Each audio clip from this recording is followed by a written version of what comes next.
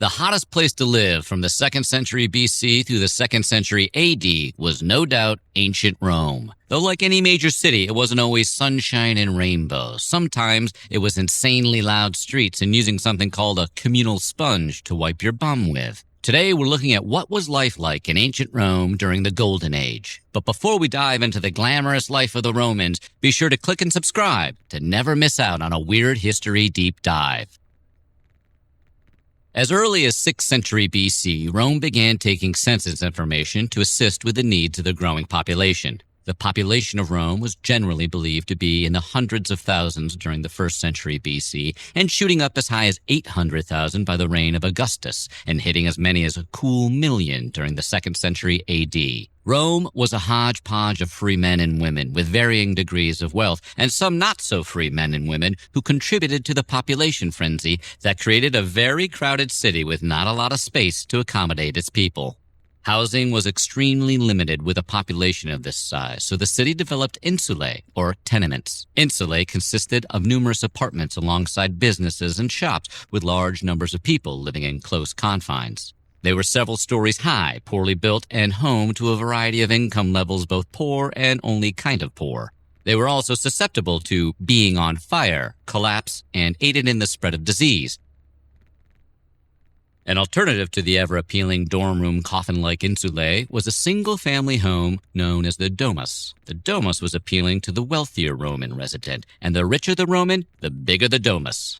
Domus featured 1 or 2 stories with reception halls, living rooms or atria, several bedrooms, dining rooms, a kitchen, and bathroom-adjoined outdoor spaces for relaxing. Larger houses might contain several bathrooms and even private baths. Doing your business in private wasn't a guarantee in ancient Rome. A domus in Rome was smaller than most houses in other cities due to the tight topography and space of the city during the Roman Empire. The locations of domus in Rome are difficult to pin down, but it's presumed they were located outside the danger of a rising Tiber River and close to places of imperial importance. Domus could span an entire city block, and unlike the poorly constructed hobo shanties of the very safe-sounding insulae, were standalone structures that didn't face crowded Roman streets directly.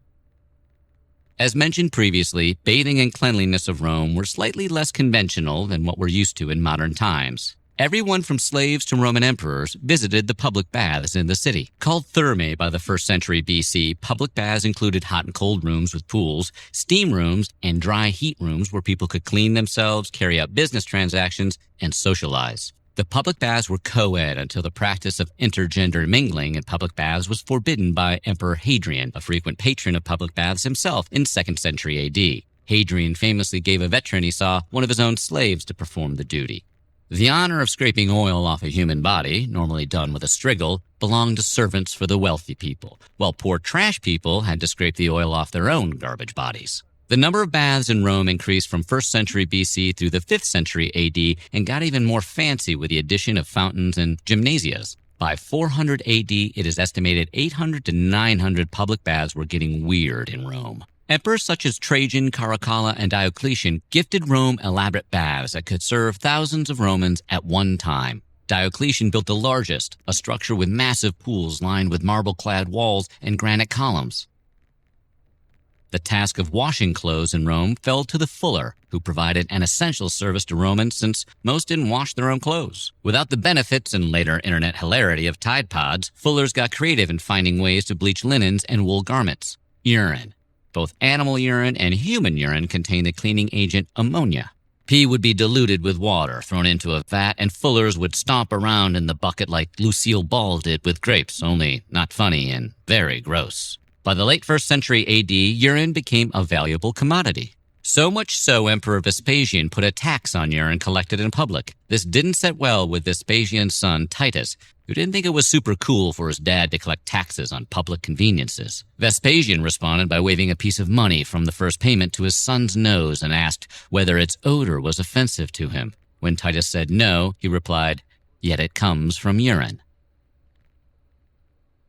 Ancient Rome had a reputation for stellar street design for good reason. While most planned cities had patterned streets, unplanned cities could delve into chaos, even if roads were generally well constructed. Roads linked areas through the empire in Rome, including the Via Appia, which ran for more than 130 Roman miles across the Italian peninsula. While Rome had paved streets that allowed for drainage, the frequent use of chariots and other wheeled vehicles caused a ruckus of epic proportions. Julius Caesar himself, in the 1st century BC, made it illegal for wheelie traffic to enter the downtown area of Rome during the day. While the noise was reduced during daytime hours, it only succeeded in turning nighttime into a calamity of noise. Overcrowding and traffic both contributed to constant racket in the streets that made peaceful sleep damn near impossible.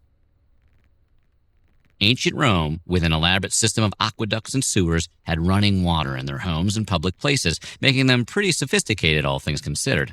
The Cloaca Maxima, or main sewer, collected water from around the city and channeled it back into the Tiber River. By the 3rd century AD, they turned the open channel into a closed tunnel that collected water from public baths and latrines and got the town's sewage the hell out of Rome. Before iPhones, people used to connect with one another face to face. And what better time to have a conversation with a neighbor than when you're doing your business? At public latrines, there were multiple holes for men and women to relieve themselves with wild abandon, and wealthier Romans would have latrines in their home with 1 or 2 holes. In public latrines, human waste would dump out into the running water below, but with little ventilation and communal sponges for toilet paper, the smelling situation in Rome sounds less than desirable. In lieu of doing fun things like watching Netflix until bedtime at 8 p.m., Romans had all sorts of ways to spend their leisure time and keep themselves entertained. The Colosseum, which we did a video on, hosted gladiator combat for an exciting but bloody way to pass the time. Rome was home to theaters of varying sizes that were often modeled after Greek buildings, with tiered seating and awnings to block out the weather conditions. Smaller theaters existed during this time period, but were mostly for musical performances, with larger theaters being reserved for stage productions. Not everyone thought it was okay to have fun, though. Roman satirist Juvenal made the petty observation that the citizens of Rome only cared about bread and circuses, losing sight of their role in politics in exchange for food and fun, an inalienable human right that is still practiced today by most people. Before it became a big deal for wealthy B-list celebrities to buy their children's way into fancy colleges, the Romans were trailblazing the premise of wealthier people receiving a better education than their poor counterparts. There were no public schools in Rome, and kids received most of their basic instruction from their parents before being sent to a teacher or tutor to finish the job. The father would teach his son how to read and write and do physical, manly stuff, while the women were tasked with training their daughters on how to get married. Lesson plans from teachers and tutors were determined by the amount of money parents were contributing to their education. Wealthy Romans snatched up the best tutors or employed literate trained slaves to educate their children. Other occasions saw the rich kids sent off to school with a pedagogue in tow, somebody who carried the young students' books, escorted them to classes, and made sure the children behaved themselves. Poorer Romans, meanwhile, could skip formal education altogether and go into the family trade. Education was also based on gender, with males studying logic, literature, and philosophy, and the women were taught how to read and write, and that's it. Women didn't need a lot of formal education in Rome because women weren't expected to do a lot. The role of a woman in Rome was determined by her social status, wealth, location, and the auspices of her male guardian, be it her father, husband, brother, or even her son. They had very few legal rights, couldn't even vote, and were prohibited from entering politics by holding public office. They could, however, own property and work outside of the home as a wet nurse, a midwife, an agricultural laborer, or in the marketplace. Women on the lower end of financial luck and social nobodies were relegated to being mothers and providers. While the job opportunities for women were sparse, they could produce crafts or other artisan goods for the home. And while women did provide assistance to the working men in the family businesses, women who were not crafty or educated may have turned to prostitution. Wealthy women had fewer responsibilities in domestic chores, which left them with more time for leisurely activities like checking out a matinee gladiator show or just having lunch with the gals. One last option for women during this time was the life of a priestess. Vestal virgins, for example, dedicated their lives to Vesta, the goddess of the hearth, by committing to 30 years of chastity.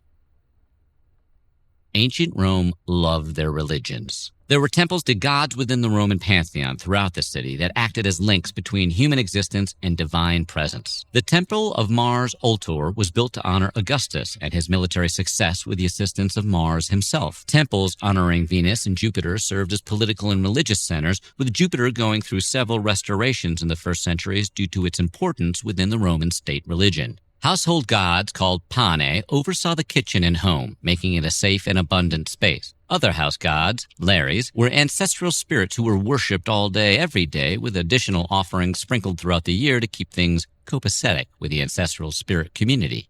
Both Lares and Pane were tethered to the family and moved along with them if they should relocate homes. The presence of Pane and Lares in everyday life brought cult worship of gods like Bacchus and Isis.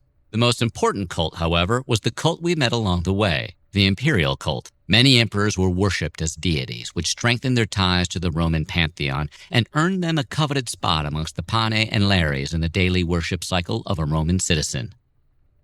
With the establishment of tribunes in the 5th century BC, the plebeian class earned a voice within the Roman political system. The wealthy class maintained control of the Roman Senate, but with increasing pressure from farmers, servicemen, and a growing population of immigrants, the concept of citizen was expanded through the 2nd century BC. Tribunes like Tiberius and Gaius Gracchi demonstrated the role citizens could play in their government. In addition to their 2nd century BC agrarian reforms, they called for all of Rome's allies in Italy to become citizens. This never came into fruition, however, as Roman citizens feared what the outcome would mean for their own livelihoods. Gaining citizenship in Rome did come with the right to exercise your civic duty to go to the polls and cast your vote. Citizens would also register for the census every 5 years, reporting possessions, property, and current number of human beings in the family. All the Roman government insisted back as a citizen of Rome was loyalty and service to the state. The male head of the house was in charge of everything from business matters to property exchanges to arranging marriages for their daughters. The father of the family controlled every aspect of their child's life, even selling them into servitude, disowning them, or straight up murdering them, depending on the circumstances. The paterfamilias did consult with the lady of the house, or the materfamilias, who was most likely his wife, but not in all circumstances. When a daughter was married off, the authority over her was transitioned from the father to the husband. If a man had no son, he could adopt one, many times choosing to take in a nephew or distant family relative to serve as his heir. The male head of a household also led the family in faith, serving a religious role by overseeing the rites practiced by Lares, Pane, and other deities worshipped in the home. So what do you think? When in Rome? Let us know in the comments below, and while you're at it, check out some of these other videos from our weird history.